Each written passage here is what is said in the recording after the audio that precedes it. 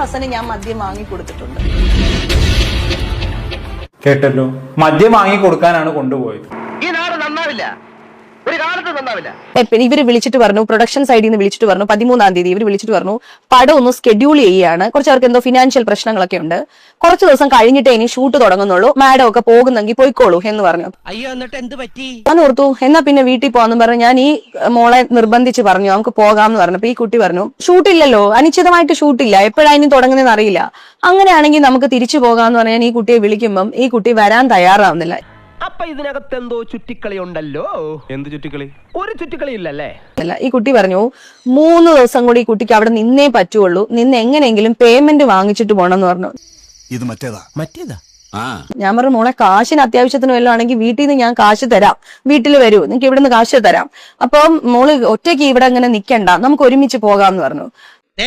വെടിമരുന്ന് പോലത്തെ പ്രായ അറിഞ്ഞോണ്ട് തീ കൊളത്തില്ല എന്റെ പൊന്ന് തമ്പുരാട്ടിക്കുട്ടി. നല്ല തറവാട്ടി പറഞ്ഞ കുട്ടിയാ, സാഹചര്യങ്ങളുടെ സമ്മർദ്ദം കൊണ്ട്. ഇല്ല ചേച്ചി, എനിക്ക് 3 ദിവസം നിന്നേ പറ്റുള്ളൂ എന്ന് പറഞ്ഞു. അപ്പോഴത്തേക്ക് ശരി, അങ്ങനെ അവൾക്ക് അങ്ങനെ ഉണ്ടെങ്കിൽ നിക്കട്ടെ, നമുക്ക് നിർബന്ധിച്ച് കൊണ്ടുവരാൻ പറ്റില്ലല്ലോ. അങ്ങനെ പിറ്റേ ദിവസം വെളുപ്പിനത്തെ വന്ദേ ഭാരതിന്റെ ടിക്കറ്റ് ബുക്ക് ചെയ്യും.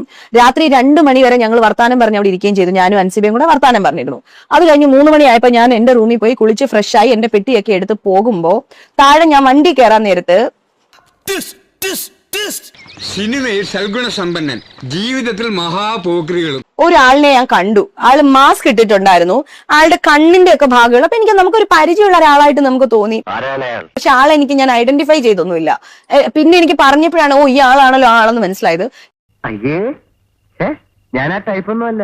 ഇയാളെ ഞാൻ ജസ്റ്റ് കണ്ടതേ ഉള്ളൂ, കാരണം രാത്രിയല്ലേ, ആ സമയമല്ലേ, ജസ്റ്റ് ഈ നമ്മുടെ വണ്ടി ഓണായ ഇതിലാണ് കാണുന്നത്. എന്തായാലേ ആ ആള് വന്ന ഒരു കറക്റ്റ് ടൈമിംഗ് നോക്കണേ നിങ്ങൾ. റെഫ്രിബിലെ റൂമിൽ നിന്ന് വെക്കേറ്റ് ഇറങ്ങുന്ന അതേ സമയത്ത് തന്നെ ആ വ്യക്തി അൻസിബിന്റെ റൂമിലേക്ക് കയറി ചെന്നു എന്നുള്ളതാണ്. എന്താണ് ആ ടൈമിംഗ് നോക്കണേ. ഇതാണ് ഇവിടുത്തെ വ്യവസ്ഥിതി. We are living in a very cruel society. ഇവിടുത്തെ ക്രമസമാധാന നില ആകെ താറാറിലായിരിക്കുന്നു. നീപ്പച്ചന് മനസ്സിലായില്ലേ? എന്നെ ബാക്കി പറഞ്ഞ കേട്ടോക്കാം. അങ്ങനെ തിരുവനന്തപുരത്ത് റെയിൽവേ സ്റ്റേഷനിൽ പോന്നു, വന്ദേ ഭാരത് ട്രെയിനിൽ കയറി ഞാൻ ഇവിടെ എത്തുന്നു.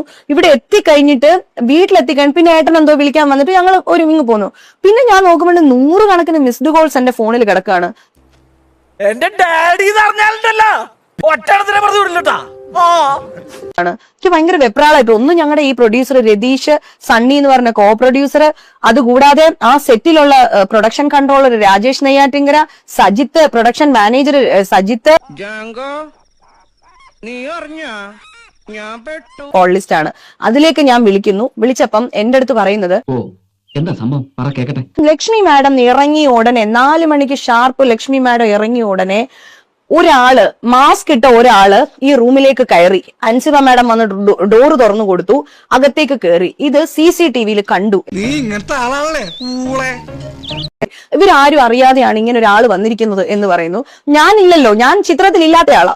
അങ്ങനെ ഇവര് അന്വേഷിച്ച് പിടിച്ച് ഇവർ ഇവിടെ എത്തുമ്പോഴത്തേനും ബെല്ലടിക്കുന്നു, അൻസിബയെ വിളിക്കുന്നു, അൻസിബ ഫോൺ എടുക്കുന്നില്ല, ബെല്ലടിച്ചിട്ടൊന്നും തുറക്കുന്നില്ല. അയ്യോ, പറഞ്ഞോണ്ട് നേരം പോയി അറിഞ്ഞില്ല. ഞാൻ പോട്ടാ. ഞാനും വരുന്നു. ചുമ്മാ വരി. കാറിൽ പോ.